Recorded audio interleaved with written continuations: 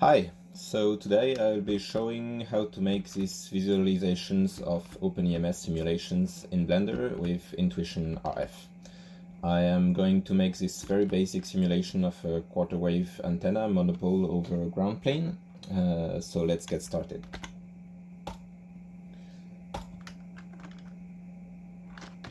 So I'm going to make a 868 MHz antenna with a 20 centimeter wide ground plane, like this.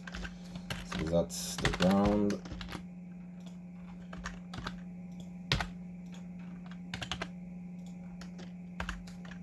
That's the antenna.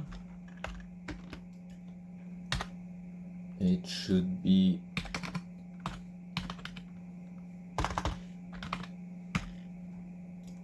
a quarter of that, so 8 centimeters, like this. I'll cut about here and make the port.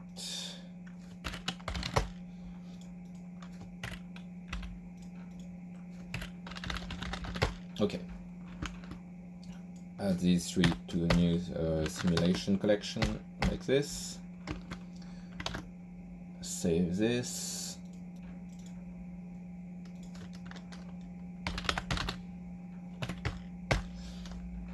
Okay.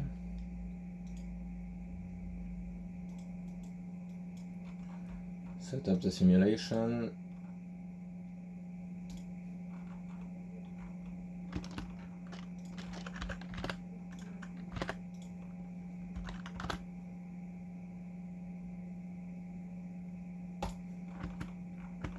Okay, I'm going to add some meshing anchors on the ground plane and on the antenna, like this.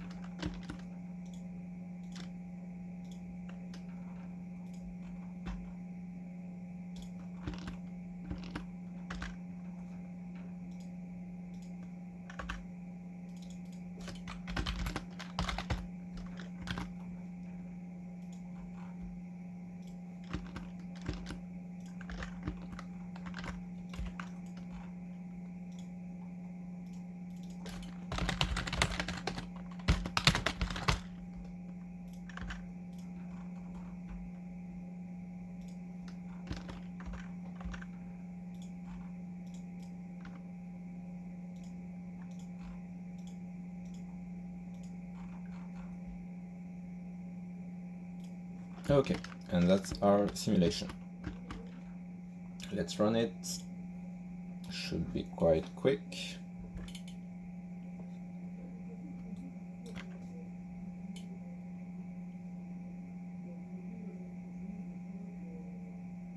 Okay, slower than expected, maybe the frequency. Yeah, let's go 500 megahertz here. Run again. Okay, and it completed almost instantly. Let's see if it's tuned correctly. And we're a little bit under 800 megahertz. Okay, So we'll keep that. We will now switch over to a sine excitation. You can keep the Gaussian excitation, but you will get frequencies all over the place, which maybe isn't what you want, especially if you want a clean visualization result. So let's switch to sine. Use this target frequency here. And now we can run the simulation again. And so now, instead of waiting for the energy in the system to dissipate, or be radiated out of the system, it will wait for a steady state of the system. So let's run this again.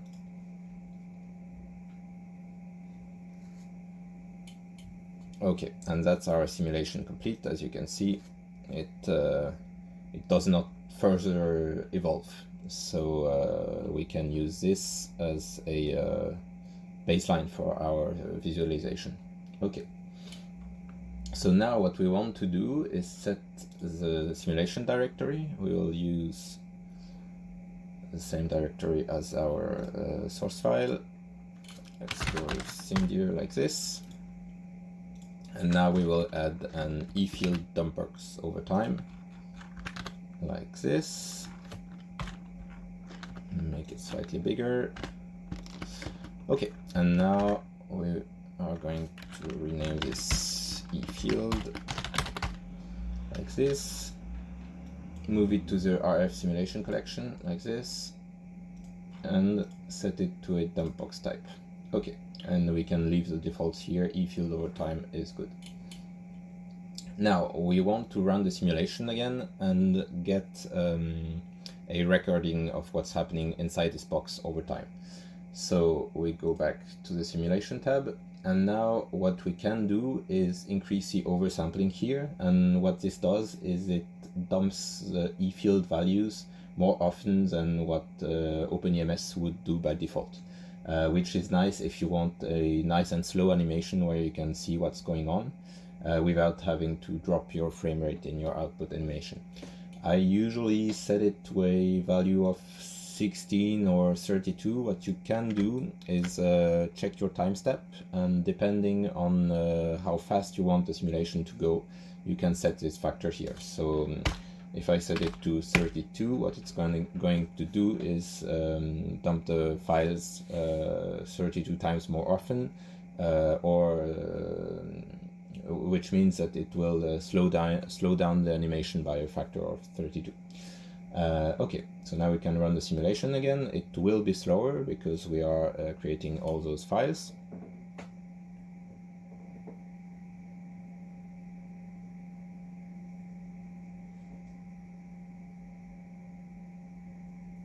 And it completed. Okay, so now we should have quite a lot of files in our output directory like this, and those are VTR files which you can import in ParaView, but what we want here is to have a nice volumetric rendering in Blender.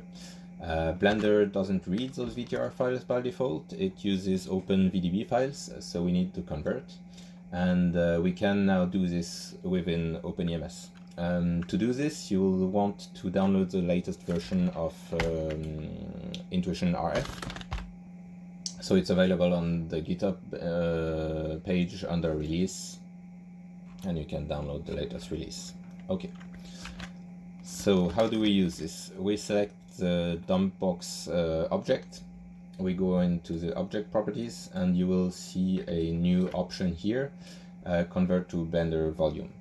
Now what this will do is it will do a few things. It will convert the VTR files to VDB files, and it will also try to interpolate the values, because the VTR files has the same grid layout as your simulation meshing. It's basically the dump of the Y grid. And if you import it as a volume, by default it will create gaps in your rendering, which is not what you want. So the plugin does the interpolation for you. and it interpolates to a new grid that is regularly spaced. So it's an even spacing, and the spacing size, the cell size, is the size of the smallest cell in OpenEMS, in your OpenEMS simulation. So it would be one of those here, or maybe one of those here, and it will take a constant cell size on every direction x, y, z, that is the smallest on any of the directions in the base grid. So it can generate a quite dense grid, and maybe that's not what you want. And that's when this dicing factor here comes in, and you can set this to reduce the density of the output grid by this factor. So if you have a dicing factor of 8, it means that the cell size of the output grid will be 8 times larger than this size here. So let's say that you have an input grid which I'll show in white like this, and you have your grid like this, and then it gets a finer resolution around your antenna, for example. It will take, let's say it goes like this. It will take the smallest size that you have here and create a newly evenly spaced grid along the same axis. So you'll have, sorry, like this. You have 1 point here, 1 point here, 1 point here, 1 point here, so that can generate quite a lot of data, which is not what you want. So instead you can set the dicing factor to have like 8 times this amount, so you'd have 1 point here, 1 point here, and so on. And then it will interpolate the values for each point based on the values at the previous grid. Okay. So what we can do is we check how it behaves on one single frame, and if we're happy with the results, we can convert for all the frames in our animation. It will actually convert all the VTR files that are available, so if you have more than 250, it will convert them all, which can lead to quite a large disk space use, so you want to check if you have enough disk space before you run the conversion. It can easily go into the dozens of gigabytes of output data, and output VDB files are quite larger in my experience than the VTR files. Okay, so usually at the beginning you will not see anything because E field has not been established in the simulation. It's the first frame. So what I recommend is you go ahead like on frame 50 or something, and then you convert the current frame like this. Okay, and what it did is it converted that single frame, and we can maybe hide the E field dump box, and we get a volume that is imported into Blender. Now, if we try and shade this, you will see that nothing appears. And the reason for this is that we have different attributes than the usual smoke simulations that you'd import into the volumetric rendering.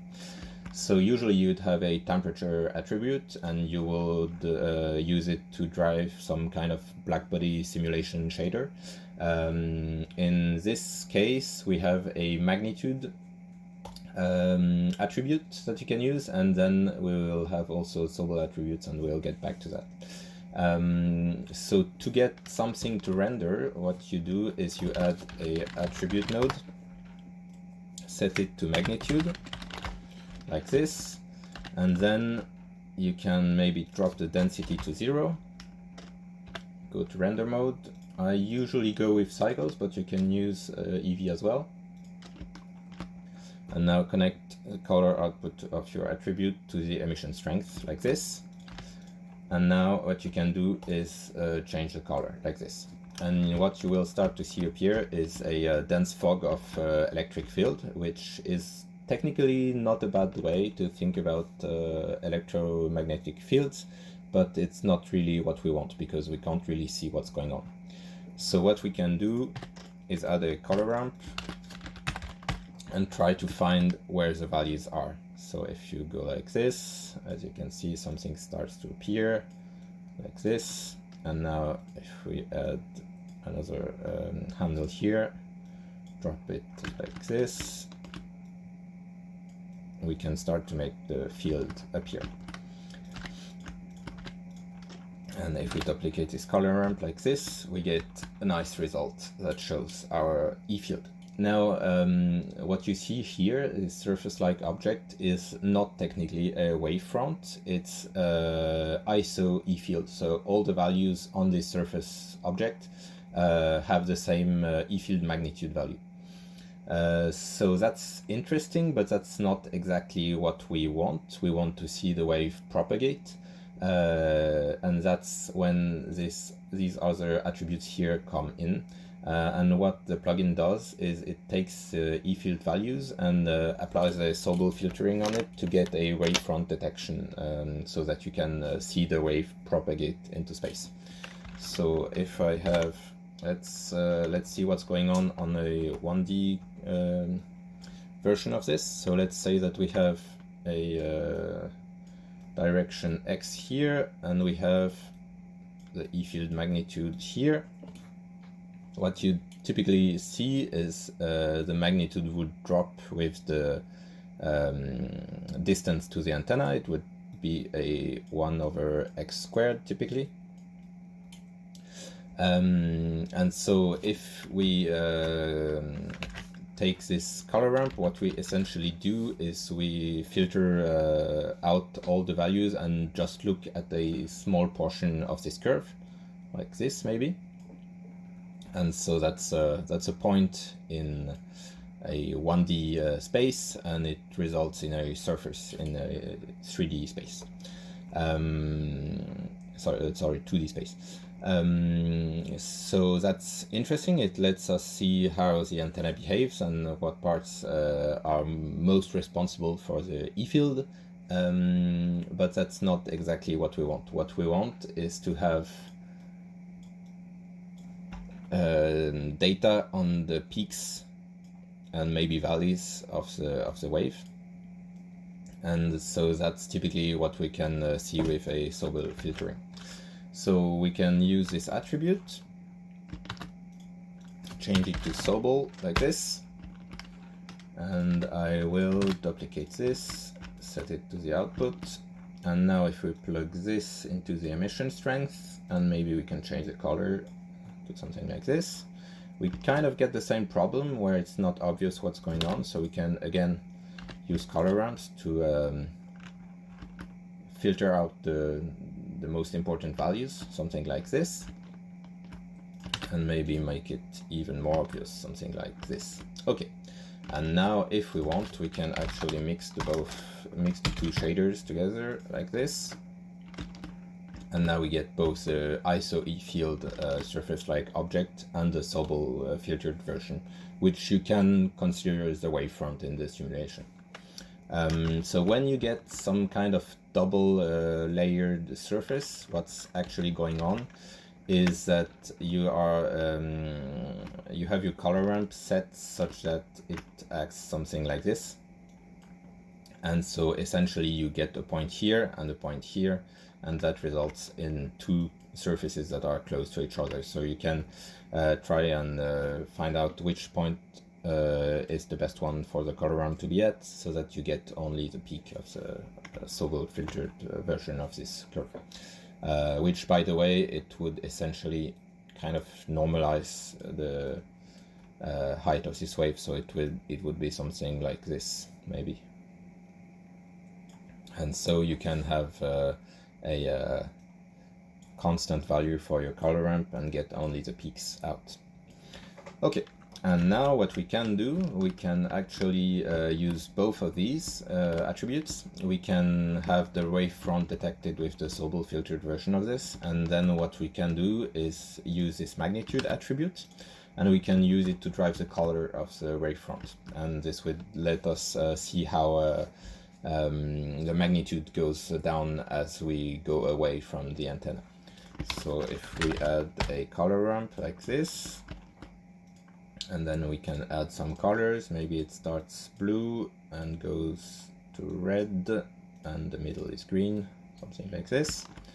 And use this, and now we can drive the color value here. and you will probably need to do some scaling to get the colors right. Otherwise it would probably not be very obvious what's going on. So let's add a math node, and if we multiply this, crank it up real high, there you go. You can see now we have the strongest E field values that are red and the lower ones are bluish. And we can make this non-linear if we want, something like this. Okay, so that's the shading of our volume. Now we only have one frame, so if we're happy with this, what we can do is delete this. And we probably want to delete the simulation files as well. So let's do this. Delete the VDB files. Okay. And now we can take our E-field object again, and then we can run the conversion script for all frames. This can be a quite computationally expensive process, which is why it can run on multiple threads. So by default, it will detect the thread, the CPU count of your computer, and go that -1 and run it in parallel. Okay, so let's convert this. And as you can see, you will get some output that shows you how far along it is. Okay, so it converted nicely. And now if we reapply the same shader we had before, we should see that it still works. You can save this. And now if we go into animation, jump back into render mode, we should be able to play the animation like this. And as you can see, our ISO E field here is maybe a bit strong, so we can jump back to shading, and maybe we can add a multiplier value here and go 0.4, 0.5 maybe, something like this, or maybe here. Actually, we want to move the values along, maybe find out some stronger values here. Something like this. Okay, so that's quite nice. As you can see, it kind of bubbles up, and each time it bubbles up, it radiates out some power.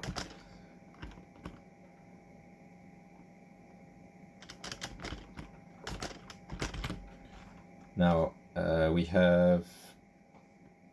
we can see how far the animation gets. So let's bump this to 1000 like this, and see if we still have so as you can see, we have way more files than 250. We should have, actually we can see that in the object properties, we have 659 frames to render. So let's put this in here like this, and that's our full animation. And maybe we want to change the color scaling of the Sobel filtered version again, because it's very reddish.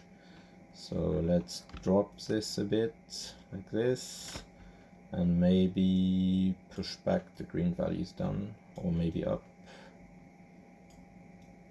Okay, there you go. And now we can try to get rid of that double layering. Although I kind of like it, I think it looks cool, but maybe it's not the most accurate representation of what we want to show. So let's try and find where it's going out. Okay.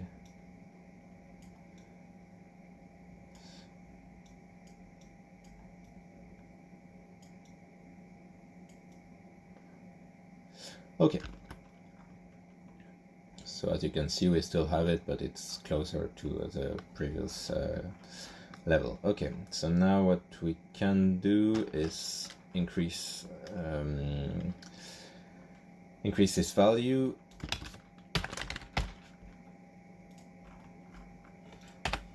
Like this, and scale it by a factor of 4, so we can see better what's going on. Okay.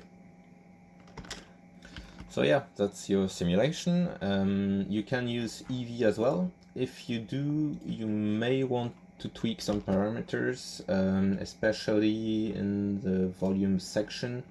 The resolution here, you want to go probably 1:1 to get some nice results. And you probably want to tweak the settings if you want to render the whole animation. But it can be quite useful to go with Eevee if you want to render the whole animation, otherwise it can be quite can lead to quite long render times. But I think it looks better with cycles. Okay, so now what you can do if you want is to shade the ground plane, like say it's copper, for instance, something like this. So that's a copper plane. You can add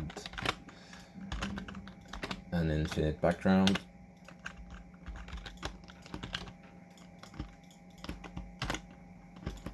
Like this.